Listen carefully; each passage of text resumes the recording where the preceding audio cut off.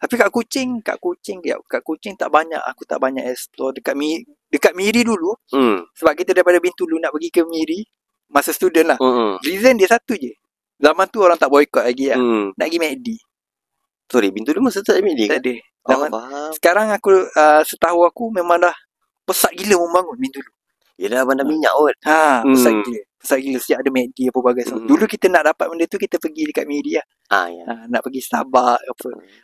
Bukan nak sangat pun, sebenarnya nak berjalan je. Bukan sebenarnya nak makan. Ya, betul. Tu je sebenarnya.